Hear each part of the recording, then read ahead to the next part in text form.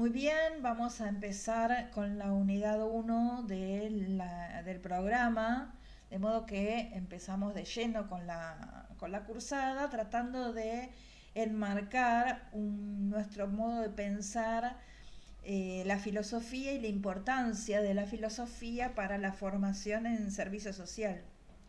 Desde ese punto de vista que el inicio tiene que ver con considerar los aspectos históricos sociales en el surgimiento de la filosofía, de modo que nos permita considerar a la filosofía no simplemente como un tipo de conocimiento, sino poder reflexionar en torno a qué significa conocer como construcción colectiva y los distintos modos del conocimiento. Si se quiere, es una perspectiva epistemológica, pero que nos permite hacer una consideración sobre una reflexión sobre lo que es la filosofía como actividad por la cual en cada sociedad, en cada momento histórico, en cada coyuntura, se incide sobre el mundo que se habita de determinada manera. Por eso es que es muy importante pensar la relación entre el ser humano y su entorno, un entorno que como humano a nivel colectivo construye y que lo construye, y que en esta relación humano-mundo es que aparece el conocimiento como una manifestación de esa relación, como un modo, una de las dimensiones en las que se configura esa relación humano-mundo. La filosofía es un modo de conocimiento y intentamos acercarnos a la elaboración, a la reflexión en torno a qué modo de conocimiento es ese. Entonces, estamos tratando de, digamos, de ir más allá de la famosa definición de la filosofía como amor a la sabiduría, para poder entenderla como una actividad racional de indagación de problemas, de hechos y de situaciones, digamos, como un hacer que actúa sobre la realidad, en palabras de Castoriadis. Y desde esa perspectiva también podemos comprender a la filosofía social o incluso la filosofía política, ¿sí? Como una filosofía que es aplicada a la vida colectiva. Eh, y pensamos que no estaría de más, digamos que no está de más poner énfasis en este tipo de actividad que nos permita posicionarnos de un modo más protagónico, más activo en torno a lo que estamos conviviendo, lo que estamos viviendo colectivamente en nuestra situación eh, social.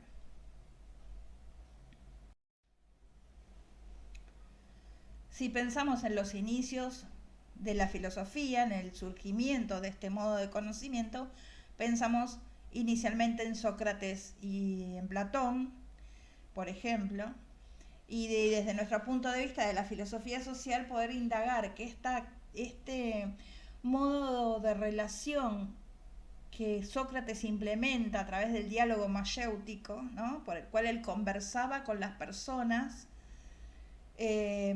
siempre aprendemos, los textos nos dicen, como un modo de colaborar con las personas para que puedan construir conocimiento.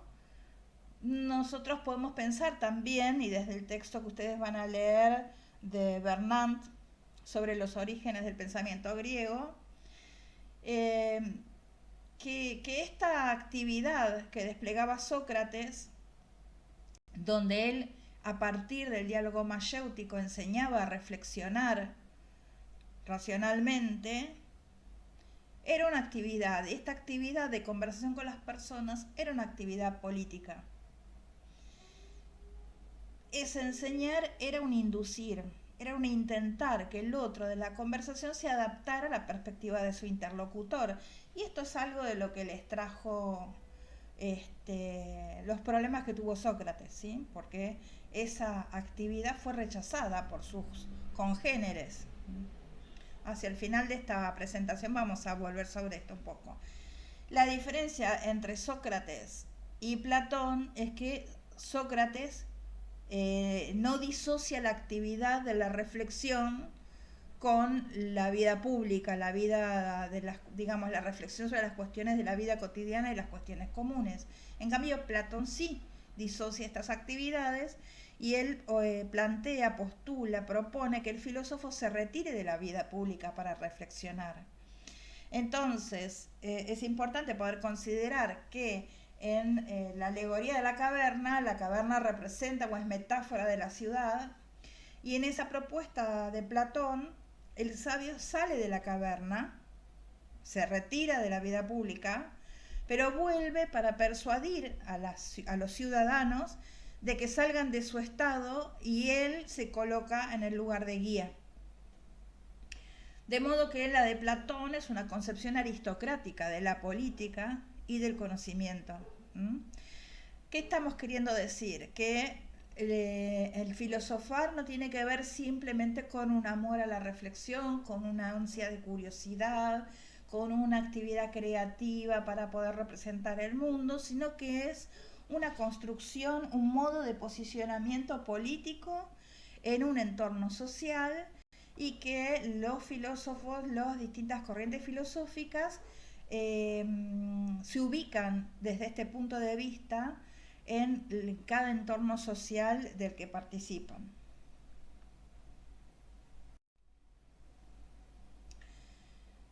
Por eso es que pensamos que en la situación contemporánea se trataría de recuperar el vínculo entre nuestra condición de seres políticos y nuestra condición de seres pensantes, reflexivos. Y la pregunta que me gustaría dejar instalada es cómo se relaciona el profesional del servicio social frente a esta perspectiva.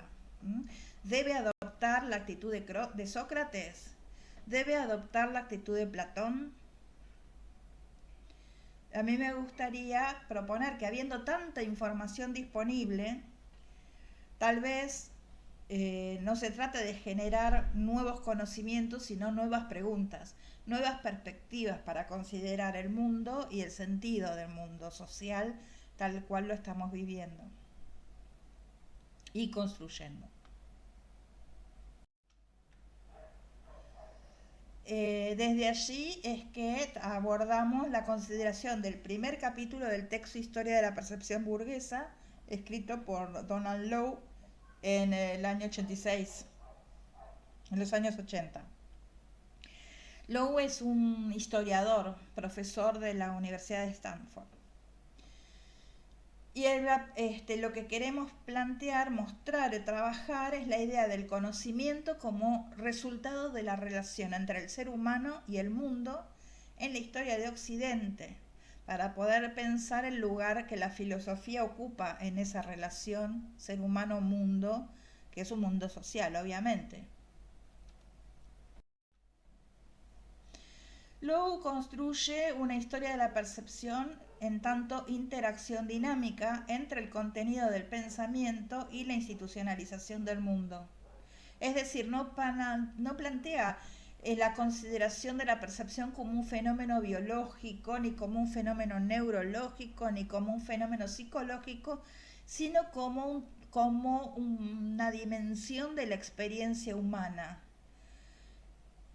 Y como una dimensión de la experiencia humana construida colectivamente, resultado de la construcción social, de la, no diría evolución, pero del devenir de la especie. Desde ese punto de vista estamos hablando de la percepción como un todo reflexivo, integral, y que abarca tanto al perceptor como al acto de percibir y al contenido de lo que se percibe. Y este todo reflexivo e integral es el contexto en el que hay que localizar el contenido del pensamiento. Para eso él va a decir que a nivel social la percepción está configurada a partir de 3 factores: los medios de comunicación, que son los que enmarcan y facilitan el acto de percibir; la jerarquía de los sentidos, que es una configuración en la relación entre los sentidos que jerarquiza unos sobre otros y que es lo que va a estructurar al sujeto como un perceptor encarnado, y que también varía a lo largo del tiempo, de la historia, digamos. y también las presuposiciones epistémicas propias de cada cultura y de cada época histórica que ordenan el contenido de lo percibido, no solamente lo ordenan en realidad, sino que lo posibilitan de determinada manera. Estos tres factores interactúan entre sí y cambian con el tiempo. Desde ese punto de vista son una construcción social y configuran el campo de la percepción dentro del cual se vuelve posible el conocimiento específico y singular. Es decir, que hay una historia de la percepción para delimitar el contenido cambiante de lo conocido. Cuando pensamos en los medios de comunicación, no solo pensamos en el internet y los canales de televisión y el cable, sino que estamos hablando a lo largo de la historia de la humanidad, ¿sí? Y decimos que no solamente transmiten la información, no son un canal inocuo, sino que la empacan, la configuran, la filtran, la construyen de determinada manera, cambiando su significado. Es decir, que el medio no es el mensaje, pero lo configura y por lo tanto es necesario estudiar el medio de comunicación como un factor determinante de la percepción. Por ejemplo, un medio de comunicación es la narración literaria y otro medio de comunicación es el cine. Para poner un ejemplo sencillo. Y sin embargo hay una gran diferencia, por eso decimos que con Lowe, que el medio de comunicación no es inocuo, porque en la narración literaria el conocimiento se nos va configurando, se va construyendo mediante un sistema de señales lingüísticas sucesivas que acumulativamente van describiendo una escena y una historia, un proceso, añadiendo pieza a pieza de la información. Es el típico relato hecho con palabras. En cambio, en el cine, la escena aparece como un todo significativo, envolvente, integral, y es instantáneo desde ese punto de vista. Hay una gran diferencia entre lo que va a consistir en lo que va a consistir el contenido del mensaje, el mensaje mismo, que tiene que ver con el medio de comunicación por el cual circula y que lo configura como mensaje. Donald Lowe, para este análisis, toma en cuenta la teoría de los medios informativos de Walter Ong, que escribió un texto muy interesante llamado Oralidad y Escritura. A partir de ese trabajo es que Donald Lowe clasifica la cultura en 4 etapas, si se quiere, 4 momentos, que serían la cultura oral, la cultura quirográfica, la cultura tipográfica y la cultura electrónica. ¿Sí? O sea que tenemos 2 culturas donde lo que hegemoniza es la escritura y 2 en las que no. Dice, cada uno de estos tipos de cultura organiza y enmarca el conocimiento cualitativamente de forma distinta. Son históricamente sucesivos, pero en cada etapa persisten residuos más o menos importantes o modalidades más o menos importantes del tipo anterior de cultura. Ahora lo vamos a ir viendo. En la cultura oral, el canal de comunicación, el medio de comunicación es el habla, ¿sí? Desde ese punto de vista no hay otro modo de transmitir conocimiento y no hay otro modo de construir conocimiento que no sea a través de la oralidad, del habla. Conocimiento y transmisión y conservación están juntos, son orales. Recién después se va a separar el conocimiento de su transmisión.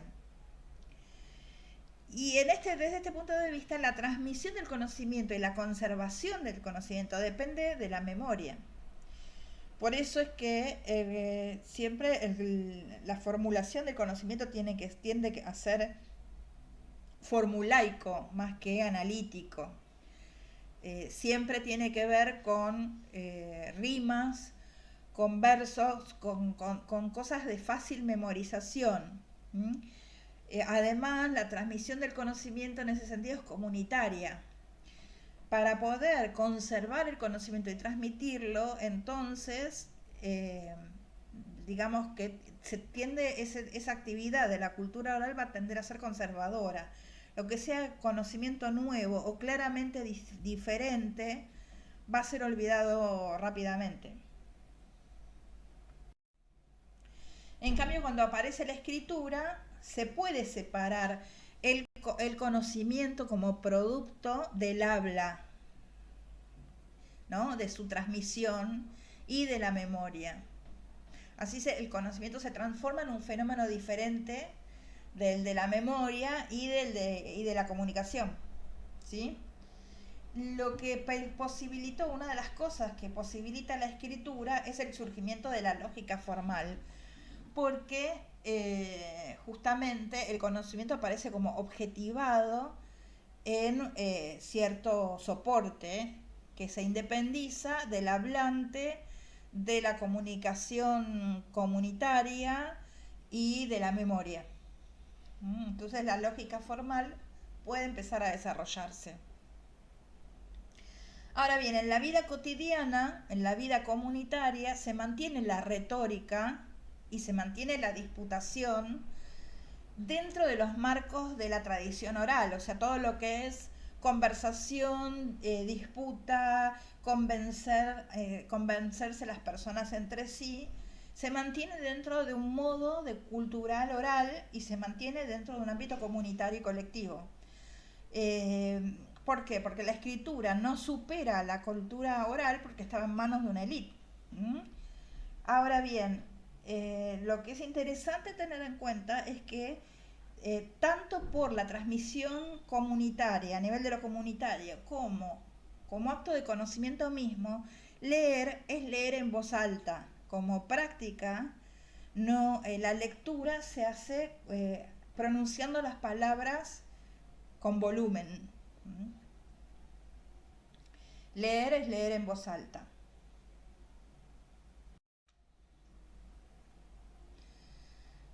Cuando aparece la imprenta, realmente hay otra gran revolución.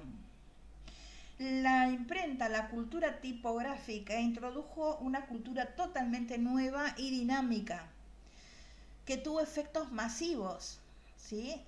O sea, fue posible divulgar textos de diversos lugares y tiempos, generando conciencia de las diferencias. Estamos hablando en Occidente de la invención, si se quiere, de la imprenta de Gutenberg, su difusión y el inicio, digamos, muy digamos, contemporáneo con la Revolución Protestante, y que permitió, digamos, la existencia de la imprenta fue uno de los grandes elementos concretos que posibilitó el surgimiento del protestantismo como actividad cognitiva individual que transformó la relación social y política en torno a la institución eclesiástica, ¿verdad? Porque la imprenta permitió que la Biblia se divulgara digamos, entre las personas, ¿sí? Ahora, también esto permitió, al divulgarse distintos textos que provenían de distintos lugares, es como que la experiencia cultural de las personas fue más allá de las comunidades en las que vivían toda la vida. Pues, digamos, apareció la posibilidad de tener registro, noticias y tener conciencia de que había otras comunidades con otras culturas, con diferencias, ¿sí? En este sentido fue como una explosión de novedad y que tuvo efectos muy rápidos y muy dinámicos. Pero por otra parte, la cultura tipográfica estandarizó el pensamiento, estandarizó la ortografía y estandarizó la lengua, ¿Por qué? Porque digamos, imprimir los textos con tipografía en la imprenta, imprimir, ¿sí? Eh, llevó a estandarizar el modo de escritura, a estandarizar la ortografía, que hasta ese momento no había reglas de gramática ni reglas ortográficas claras, sino que se escribía, los que escribían como se hablaba. En cambio, la imprenta, los textos impresos permiten que se empiece a hablar como está impreso. De modo que también se estandariza, digamos, la lengua, cada idioma, y también se estandariza el pensamiento. Sin la imprenta, sin la estandarización de la gramática, de la ortografía, hubiera sido difícil que se difundiese el modo del razonamiento que después va a ser hipotético-deductivo. Se formaliza el contenido, ¿no? Lo conocido como contenido. Desde este punto de vista hay una separación definitiva entre el conocimiento y el conocedor. Es decir, a partir de que nosotros tenemos la experiencia de la lectura y el aprendizaje a partir de la lectura de textos, el conocimiento es un producto que está contenido en el soporte papel, en el caso de los libros, ¿sí? Y la persona que conoce tiene que ir y leer los textos, ¿sí? Por otra parte, lo que sucede también es que se finalizó con el problema de la corrupción del contenido y del conocimiento por transmisión oral, por la memoria y por el manuscrito. Por eso es que a partir de ahí se construye un nuevo ideal de conocimiento universal, y que es el conocimiento objetivo, el conocimiento científico, despersonalizado. Es posible a partir de que aparece esta cultura tipográfica. Ahora bien, como acto de conocimiento individual, leer sigue siendo leer, pronunciar las palabras, solo que pasa a ser una experiencia interior. Cuando leemos textos impresos, seguimos pronunciando cada palabra, pero sin ponerle volumen, digamos, ¿sí? Es una lectura interior, silenciosa.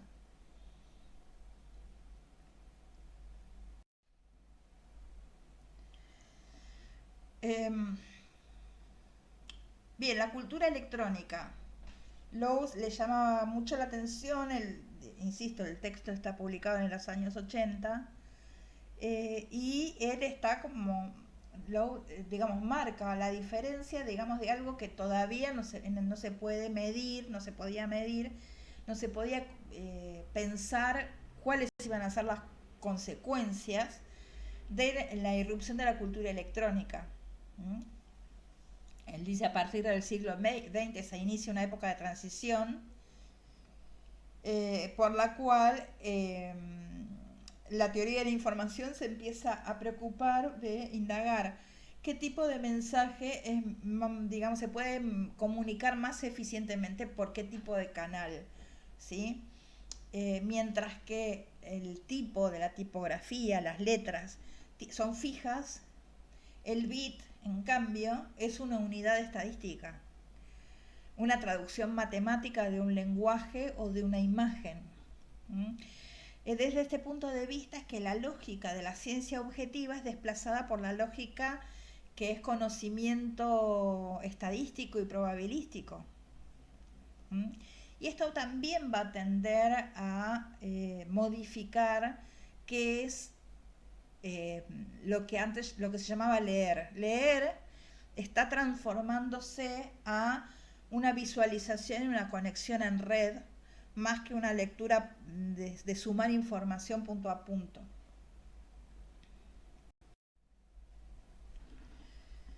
Cuando pasamos a la consideración de este otro factor que configura la percepción en el análisis que hace Lowe, que es la jerarquía de los sentidos, lo que él plantea es que los medios de comunicación, esta transformación en los medios de comunicación producto del proceso histórico-social, también se relaciona con organizaciones específicas de los sentidos humanos. Es decir, que lo histórico-social, la transformación, el proceso histórico, también va a determinar, va a producir una reorganización de la relación entre los sentidos, que va a transformar el modo de la que es la percepción, digamos, la construcción del conocimiento desde el punto de vista de la percepción como fenómeno histórico-social, ¿sí? Entonces él dice, si bien los sentidos son lo que conecta al sujeto con el mundo, pero los sentidos no son autónomos. Siempre la vista está vinculada con el oído, con el tacto, con el gusto, ¿sí? Los 5 sentidos trabajan juntos. El oído es el más continuo y penetrante. El habla es lo que conecta a las personas. Desde el punto de vista de que la vista no puede doblar la esquina, digamos, dice Lowe, pero el sonido siempre llega. El sonido es más cercano, es más sugestivo. En cambio, el tacto es el más realista, es el más seguro de los 5 sentidos, es la conexión perceptual última entre dos personas. Tocar, en cuanto a vínculo, es contacto físico. Ahora bien, por ejemplo, la vista, es interesante poder pensar que la vista solo se dirige, solo puede ver lo que tiene enfrente, ni demasiado lejos ni demasiado cerca. Desde ese punto de vista es un acto de distanciamiento y de juicio, presupone distancia. Digamos, permite analizar y medir, y como experiencia del sujeto y como experiencia social es el comienzo de la razón, es el comienzo de la objetivación. Y una vez que surge el metro patrón con la Revolución Francesa, es el comienzo también de la objetividad.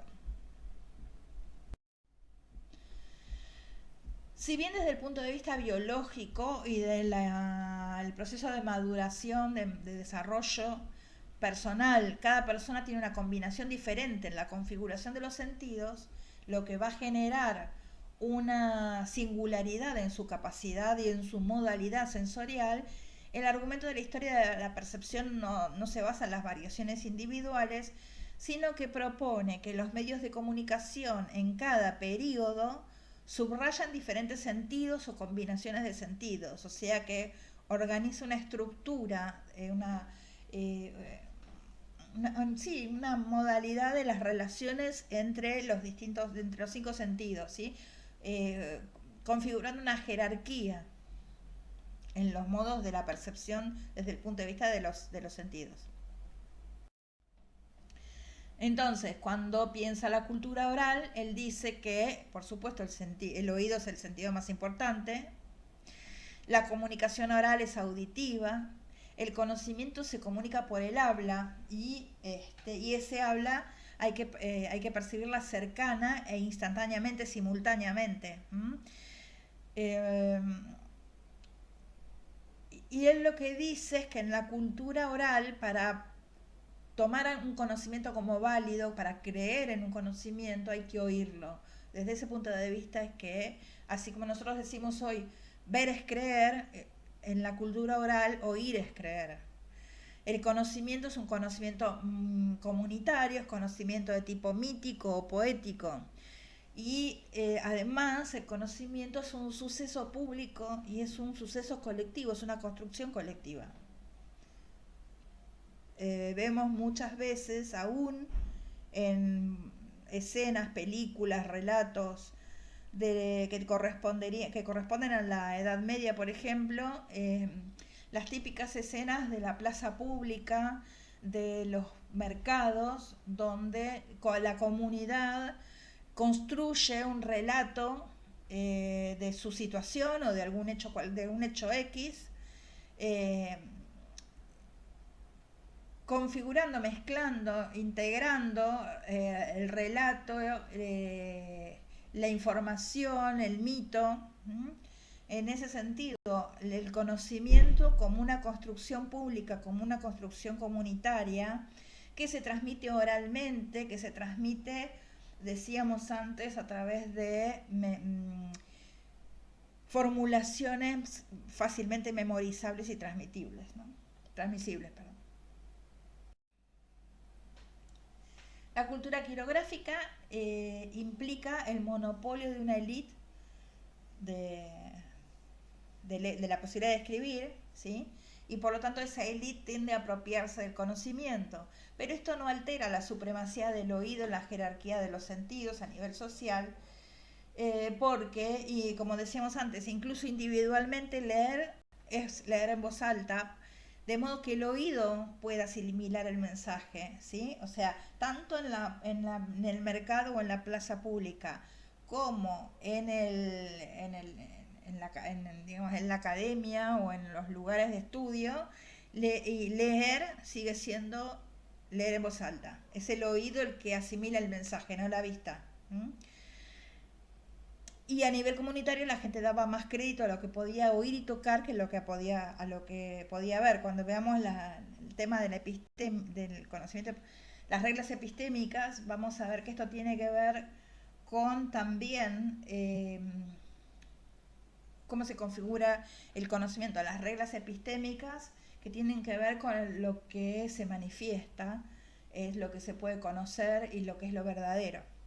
Desde ese punto de vista, si se puede oír y se puede tocar, en cambio la vista puede engañar. En la cultura quirográfica entonces convive el conocimiento mítico, el conocimiento sí, poético, comunitario, junto al conocimiento filosófico o al conocimiento religioso, que son propiedad de una élite, porque son los que pueden escribir. A partir del desarrollo y la difusión de los efectos de la imprenta, con la cultura tipográfica, se estandariza el espacio visual y leer surge como una asimilación silenciosa, decíamos antes, que se sigue leyendo, pero se sigue leyendo pronunciando las palabras, pero silenciosamente, ¿sí? Y esto es lo que posibilita el surgimiento de la experiencia de lo individual.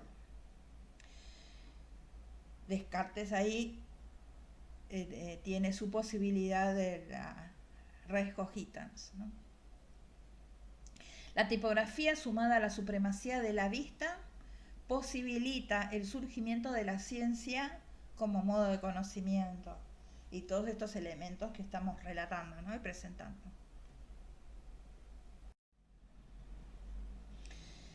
El despliegue de la cultura electrónica, digamos, reconfigura la relación entre los 5 sentidos de un modo bastante innovador, transformador, ¿sí? Aparece una relación estrecha, integrada, digamos, entre vista y oído, que juntos saturan de información, alterando la experiencia de la realidad cotidiana. Lowe lo plantea en la década del 80 del siglo pasado, y hoy nosotros tenemos la experiencia ya de lo que es la realidad aumentada, la realidad artificial, ¿sí? De modo que verdaderamente hay unas transformaciones que él dice todavía no se puede saber qué es lo que va a pasar con todo esto, ¿sí? El hecho es que la vista y el oído sobresaturan de información, eh, configurando una subrealidad multiperspectiva y ambiental, ¿sí? Cuando la realidad tipográfica es uniperspectiva y es objetiva, la realidad electrónica es ambiental, es integral, ¿sí?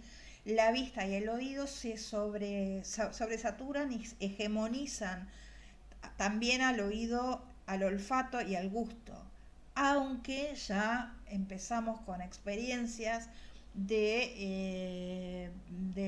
digamos, de todos los sentidos a nivel de lo virtual. Cuando pasamos al orden epistémico, estamos hablando, Lowe habla basándose en Foucault, en las palabras y las cosas, de cuáles son las reglas culturales inconscientes que configuran el discurso, ¿sí?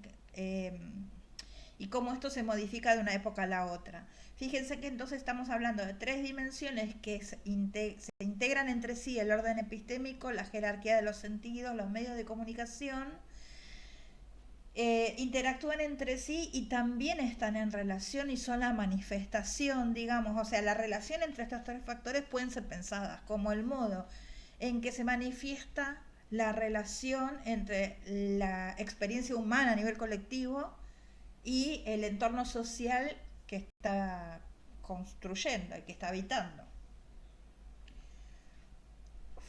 Foucault y Lowe, a partir de Foucault, dice el discurso y la percepción se configuran recursivamente. Entonces, rápidamente podemos decir cuáles eran estas reglas culturales no conscientes que organizan el modo del discurso. Y discurso que tiene que ver también con la percepción como construcción colectiva del conocimiento, ¿sí? Entonces él dice, la cultura oral y la cultura quirográfica, una regla fundamental es la anagogía, que es el conjunto de reglas epistémicas que ordenaban el conocimiento intelectual del devenir en función de una fe en el ser absoluto de Dios. Entonces, en ese sentido, la anagogía desciende de ser a devenir. Es un ser trascendente, crea y sostiene el devenir inmanente. En ese sentido, verdad es lo que se manifiesta y de todo lo demás se duda. El intelecto medieval percibe el mundo como una manifestación de señales. De esto ya hablé hace un rato, ¿no? La figura, la metáfora, la analogía, el símbolo, la visión, son todas señales. Digamos que entonces en el modo de representar el mundo no hay conexión entre las cosas, sino que cada cosa y cada manifestación está conectada con Dios, que es el ser trascendente. El orden epistémico del Renacimiento ya es distinto y se basa en figuras y reglas de similitud, o sea, de semejanza, ¿no? El mundo es representado de un modo diferente. El mundo aparece como un todo autocontenido, convergente, centrípeto. Es por eso que el macrocosmos es pensado como semejante al microcosmos, ¿sí? Así, buscar un significado es encontrar una semejanza. Las figuras de esta semejanza, las modalidades, las reglas, digamos, que puede adoptar, digamos, estas semejanzas se pueden encontrar en función de, básicamente, de 4 reglas, que son la conveniencia, que es una semejanza basada en la proximidad espacial. Desde ese punto de vista, la vecindad no tiene que ver con una cercanía de espacio, de distancia medida en metros, por ejemplo, sino que es un signo de parentesco. Y me parece muy interesante pensarlo como la vivencia de la comunidad, ¿no? La emulación, en cambio, es otro modo de pensar la semejanza o de encontrar semejanzas, y la emulación tiene que ver con una distancia, con una conexión, independientemente de la distancia espacial y del movimiento, ¿sí? En ese sentido es una semejanza sin limitación espacial. Por ejemplo, la mente humana emula a la sabiduría divina. Estamos entonces hablando de figuras de la similitud o de la semejanza, que es el modo de construir conocimiento, las reglas del orden epistémico en épocas del Renacimiento. Por otra parte, la analogía, a partir de la cual es posible unir todo el universo con el microcosmos humano en el centro. Por ejemplo, la relación de las estrellas con el cielo es análoga a la relación de los seres humanos o de los seres vivientes con el planeta. Y la cuarta forma, el cuarto camino sería la simpatía, por la cual se excita las cosas al movimiento y une así lo que está distante. Foucault trabaja ejemplos extraídos del Quijote y entonces plantea que dice: atrae lo pesado hacia la pesantez del suelo y lo ligero hacia el éter. Y en otra parte dice: hace que la flor de girasol siga el sol. Eso es por simpatía. Son modos de construir conocimiento, ¿no? Desde ese punto de vista, en el Renacimiento, conocer los signos es descubrir semejanzas, no ver señales como anteriormente. Cuando aparece la cultura tipográfica, digamos hasta en el siglo XVII, XVIII, como épocas de desarrollo, ¿no? De despliegue de la cultura tipográfica, el orden que rige es el de la representación. Representación en el espacio. El mundo circular de signos convergentes, entonces, es reemplazado por una representación del espacio, ¿no? Del universo en el espacio como una progresión infinita. Entonces se abre un espacio empírico de extensión infinita en la que el tiempo es concebido como una dimensión idéntica al espacio. Estamos hablando del contexto epistémico que, unido a los otros aspectos de la percepción, fíjense que es el entorno del surgimiento de la ciencia y del modo de conocimiento que la ciencia es. Entonces, a partir de la cultura tipográfica, el conocimiento es una representación basada en la comparación entre identidad y diferencia. Parecido, digamos, a la medición matemática. Por eso es que se puede instalar o configurar una razón analítica que describe por identidad y diferencia, compara y mide los fenómenos a partir de sus caracteres externos. El orden epistémico, entonces, de representación en el espacio no es temporal, es clasificatorio. Es una taxonomía estática. Ahora bien, ya en pleno despliegue de la modernidad, y hasta la primera mitad del siglo XX, la cultura tipográfica hegemonizando, digamos, el desarrollo del conocimiento, el desarrollo del modo de percibir, el desarrollo de lo que Occidente construye como su relación con el entorno, tiene que ver ya no con una taxonomía estática, con una extensión infinita en el espacio, sino que aparece la representación digamos, del progreso, de la transformación, aparece el tiempo. Entonces, la lógica de la identidad y la diferencia es subrayada por otra lógica de la analogía y la sucesión. A partir de la posibilidad del desarrollo surge la dinámica como opuesta a la estática, la transformación como opuesta al cambio específico y no relacionado, que era propio de la taxonomía. Aparece la noción de estructura, también opuesta a la taxonomía, estructura como digamos, la organización de un fenómeno a partir del hecho de que hay una relación entre sus componentes que sigue una ley invariante. Y esto va a estar en el centro de lo que va a ser el estructuralismo como paradigma, ¿no? Bueno, por último, la idea de totalidad como, digamos, la representación de un todo espacio-temporal. Es decir, que todo fenómeno se explica a partir de su desarrollo en el tiempo. Y desde este punto de vista es que entra en el universo de lo cognoscible también el conocimiento de lo humano y la ideología del progreso. Estamos hablando de inicios del siglo XX.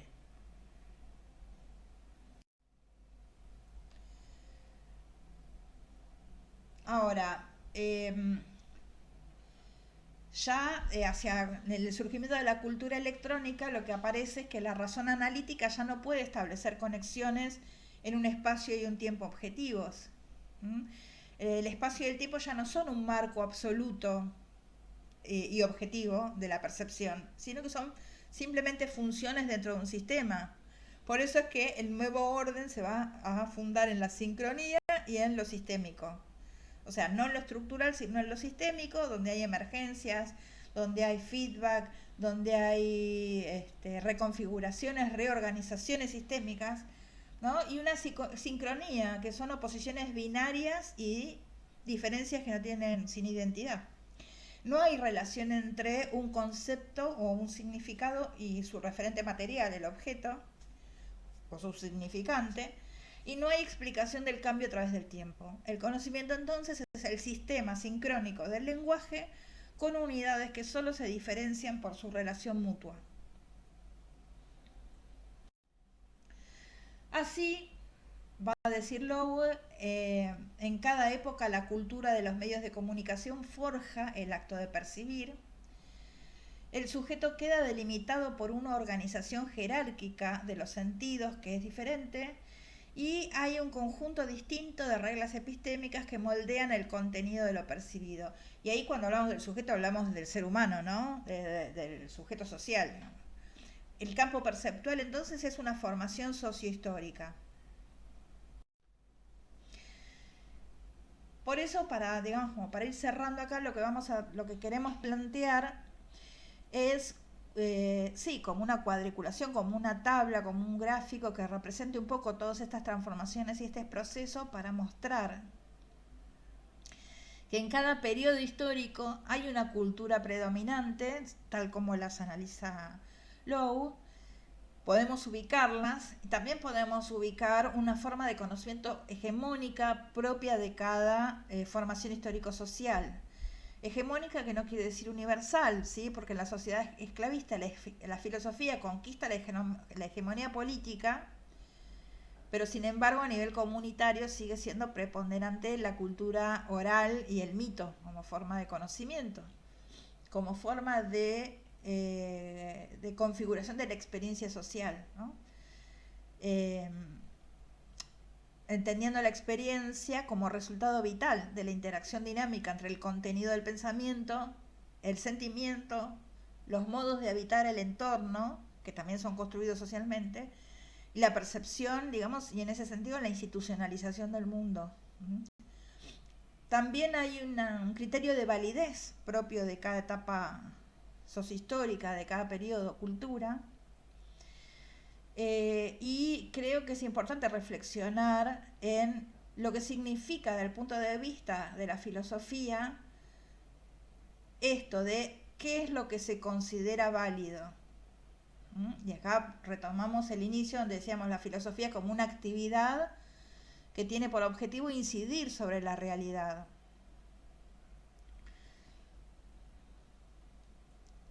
Bueno, ahí están, resaltado en amarillo, el pasaje del mito al logos, ¿no? El pasaje del mito a la filosofía.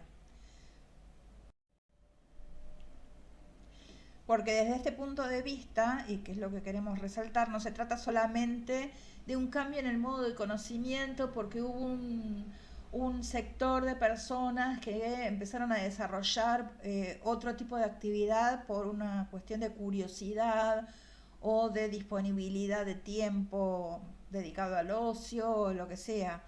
¿Sí? No es sencillamente un cambio en el modo del conocimiento, sino que el pasaje del mito al logos expresa y vehiculiza una transformación social y política. Es en este sentido que Sócrates expresa inicialmente la propuesta, resistida comunitariamente porque es vivida como extraña y es vivida como denigrante de las capacidades colectivas. Aunque aún Sócrates respeta la igualdad entre cualquier persona, entre todas las personas, ¿sí? Hoy diríamos que enseñar a partir de la mayéutica fue recibida como una tecnología de manipulación, en el sentido de intentar que el otro se adapte a la perspectiva propia.